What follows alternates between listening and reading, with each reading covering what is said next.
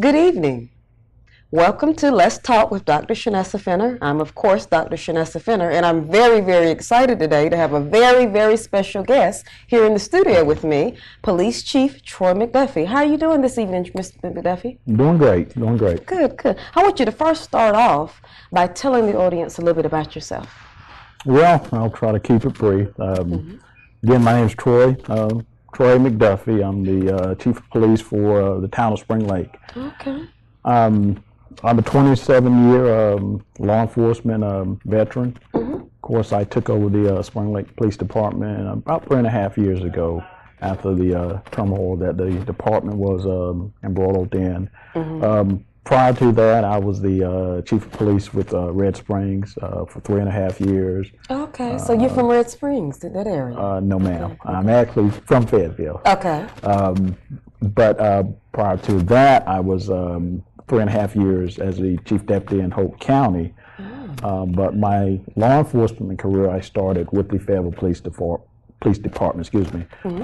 I spent about 16 years with them. Okay. I'm a native of Fayetteville. Okay. Moved here when I was about 4 years old. I'm 49 now. Okay. What high school did you attend? Graduated from 71st High School. Oh, great. So you're a Falcon just as I am. Okay. I am a 71st Falcon. Okay. I am too. Obtained my undergrad from Columbia Southern University. About 5 courses short to obtaining my master's in criminal justice from Columbia Southern. Oh, okay. So I've been doing this quite a while. Enjoy what I do. I'm married, have 3 adult children. Oh, you do? 3 grandkids. Okay. They're the love of my life, my grands. Okay. But that pretty much, that sums it up. Okay. Your 3 children, tell me a little bit about them. Well, I have a daughter. She's actually finishing up her PhD. She's at Temple University. Oh, okay. And I have the next daughter. She lives here in Fayetteville. She's the occupational therapist. She received her graduate degree from Winston-Salem. She's here in Fayetteville. And then I have a son. But he's still a work in progress, but he's doing well. He attends FTC Community College. All right. Okay. Well, Police Chief, let's talk a little bit about the Trayvon Martin trial. Okay. A very, very much talked about trial. When I heard the verdict Saturday evening, I was very, very disappointed, I must say. Understand. I mean, my heart goes out to, the Martin family. I know his mother is just, I can only imagine how she feels right now at this time, Of course, she feels like, as many people do, that justice was not served. I thought about immediately, all of my friends who have sons, Right. and how, what kinds of conversations would they be having, or are they having, with their children, and trying to explain to them, why did this happen, found not guilty. So talk to me a little bit about how you feel about the Trayvon Martin verdict. Well, the Trayvon Martin, that incident, of course, we all know was very tragic. And upon hearing the verdict, of course, there was some disappointment. Because just based on the evidence from what I know, just based on my law enforcement experience, I assume that the verdict probably would have been a little bit different than it was. But it's our justice system. Again, I wasn't there. I don't know all the circumstances or the evidence, but still, just based on my experience in law enforcement and based on what I've heard about the Trayvon Martin, and of course a lot has been said, it was a disappointing verdict. Again, in my line of work, what we expect and what we like to see is justice. But the justice system has spoken. It doesn't necessarily mean that that I or others will agree. but again, felt the outcome would be a lot different than what it was. And I did too, because the first thing I immediately thought, I said, wow, you can go serve time for killing animals, but, you don't serve time for killing a black teenager, so it was very, very, disheartening for me. Right. Okay. Well, again, Trayvon Martin, again, was a young black male, 17 years old.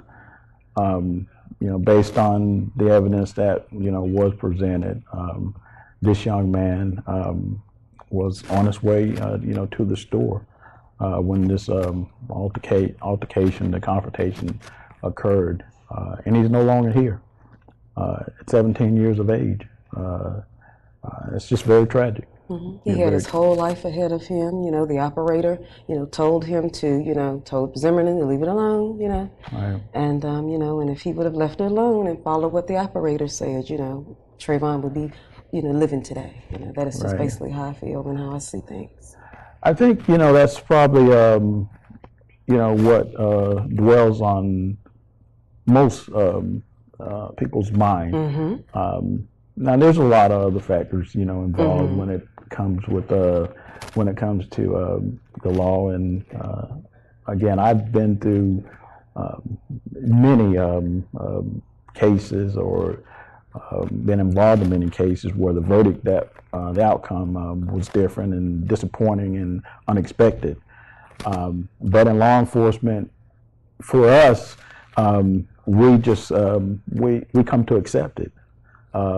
Because we know whether it's a 6 or it's a 12-person jury, when that decision goes to that jury, anything could happen. The average person, average citizen, and this is our profession, this is my profession, they may look at law maybe a little bit different than, say, a law enforcement officer, even, myself included.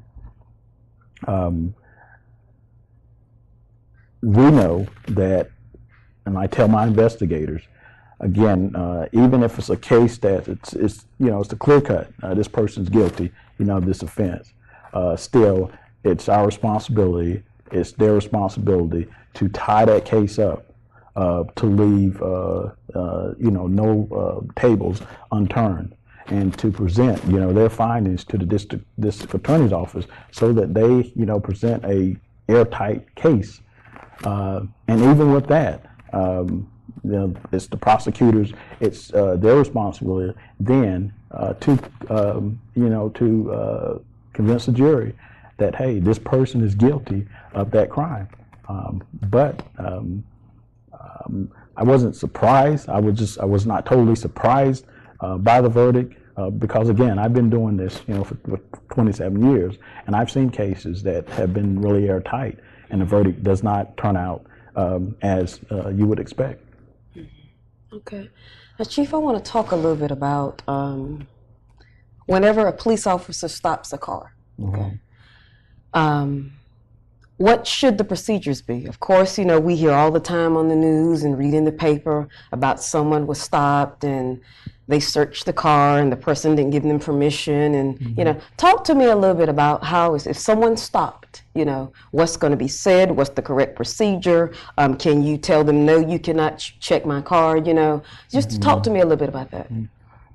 Well, generally, most agencies, and I'll speak for the Spring Lake Police Department. Okay. The officers, men and women, they have guidelines. They have policies and procedure that they must follow.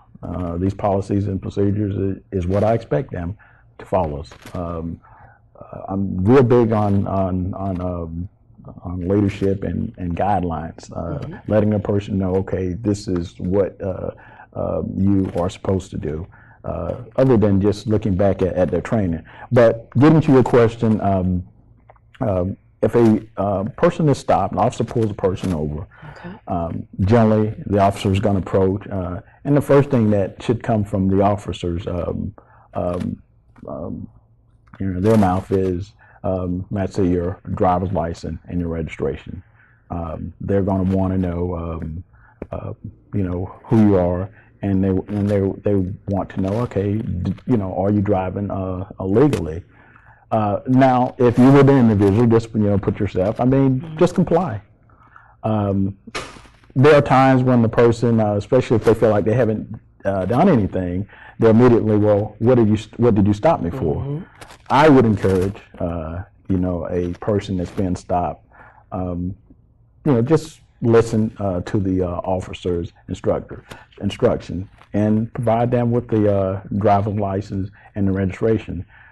Then that officer should explain to the person, okay, this is why I stopped you. If the officer does not, then you ask the question. But a Spring Lake police officer, you know, through our policies, through our guidelines, through their training, really that's the approach that you should take, or they will take when they pull a person over for a violation. Now, you know, once the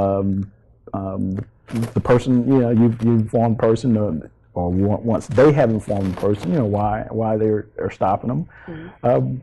You know, let's say, for example, they didn't stop. They said, well, ma'am, how fast were you going? Well, I was going, you know, 45 miles per hour. Well, I clocked you at 60 miles per hour in a 45 mile per hour zone. The officer may ask, is there a reason why, you know, you were traveling so fast? But bottom line, just let the officer, you know, do his job. He return to his car. He may check their system, you know, to run your tag, run insurance information, but just allow him to do his job. Now let's turn to another hypothetical situation. The officer returns and he says, well, Dr. Fenner, do you mind if I check your car? Well, what do you want to check my car for? Exactly. What do you want to check my car for? Well, ma'am, do you mind if I look in your car? You ask that question again. Bottom line is, do you have to give that officer, you know, the authorization to look into your car? No, you don't. You know, and the officers are well aware of this.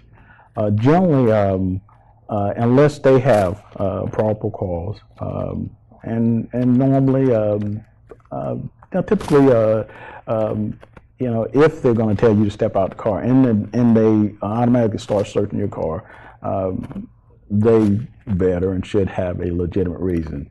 But if it's just a consent, no, a citizen does not have to consent to a search of their vehicle. Now, if there's something, you know, in that vehicle, and an officer still feels like he needs to get into that vehicle, I mean, we have other means. We'll just detain the vehicle. You know, contact a DTEC, or if there's some type of operation going on, and you can always get a search warrant to get into the vehicle. Now, there is such thing as a search incidental to arrest.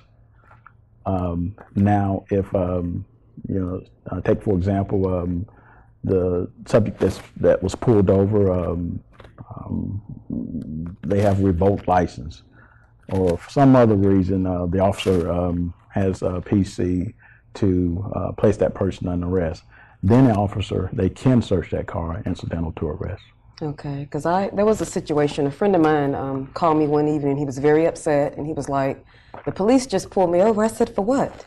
He said, they said that my car matches the description of another car, of someone had done something, you know. And of course it wasn't him. And then he said they made him pull his money out of his pocket and they counted it. And I was like, what? You know. Of course he was a black male, but I'm thinking to myself, wow, you know, really? You know, and of course it wasn't him, but I mean, it's just the way he said they were nasty, you know, had a little tone and everything. So I'm thinking to myself, you know, wow, you know, where's the justice? You know, he's, you know, he ended up not being him, of course, but I mean, the way he was treated, and take your money out your pocket and let me count it, and your car matches, I mean, no, you know, there's a right way to do things, you know. So when you talk to your Spring Lake police people about that? Are those the kinds of conversations that you all are having about, what to say and, how to do things? Because evidently some police departments are not getting it. Well, again, like I said earlier, and I can't sit here and I can't be a Monday morning quarterback for, other officers or other agencies. I can only speak, for the Spring Lake Police Department. I can also speak from my experience. Okay. Again, I don't know the circumstances, but what I expect and what my officers or what the Spring Lake police officers, are directed to do is follow our policies, our procedures, our guidelines, and our guidelines do not give them the right to arbitrarily search an individual's vehicle unless the person gives them consent, unless they have probable cause to do so. And one of the things that that I emphasize, that I expect out of my officers, is that you treat everyone with respect. Do your job. I'm not going to stand in the way of them doing their jobs, but you treat the individuals that you deal with, treat them with respect, and most of all, maintain your professionalism. If that officer maintains his professionalism, then everything else will fall in place, and I won't get the type of complaint, say, that you were speaking of. Now, not to say that that I have not received those type of complaints, that I've not had to deal with these type of complaints. But again, if it occurs, one thing that I do encourage all the citizens at Spring Lake, if you're not happy or you feel like the officer was unprofessional or did something unlawful, then report it. We have a strict complaint policy, and I can assure the person that it will be looked into. If there's any wrongdoing by that officer, then the corrective actions, the necessary corrective actions will be taken. If the officer, if it's substantiated that he did not do anything wrong and that he was following department policies and procedures, then I will inform that individual, okay, this is what happened and this is our conclusion of the investigation. But by all means, report, what you feel or if you feel like you've been violated. I encourage that. I really do. I encourage it as well. Let's talk a little bit, Chief, about community watch groups. The neighborhoods, they have a community watch group. And talk to me a little bit about, what exactly is community watch, what they can or cannot do, because of course we don't want the same situation that just took place with Trayvon to happen again. But let's talk a little bit about exactly what is community watch. Well, I'm very big, I'm real big on what we call the community policing aspects of law enforcement. And with the community policing, that's just basically law enforcement in the community working together to protect and safeguard their communities. It has been a struggle, to repair and to rebuild some relationships with the community of Spring Lake.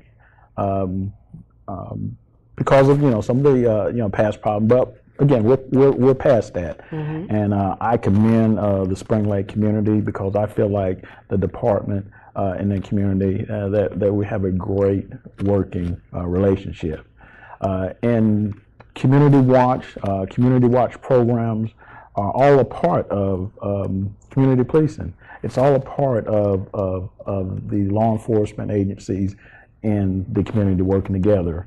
Because, particularly for small agencies, we can't see it all and we can't do it all. we need the help of the community, but the community has to trust. They have to have confidence in their police that, okay, if I call the police, if I help them out in a situation, that they're going to listen.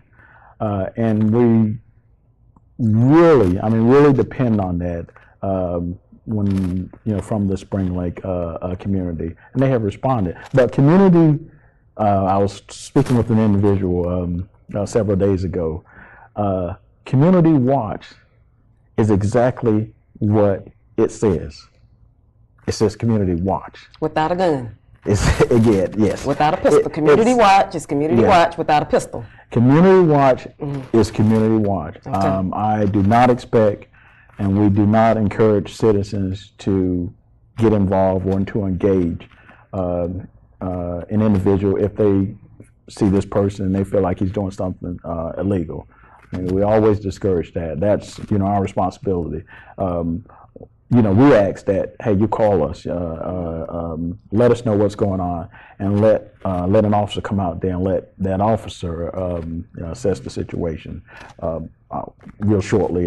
Prime example, last weekend, we arrested 2 individuals for breaking into a home in an area that we've had a lot of problems with.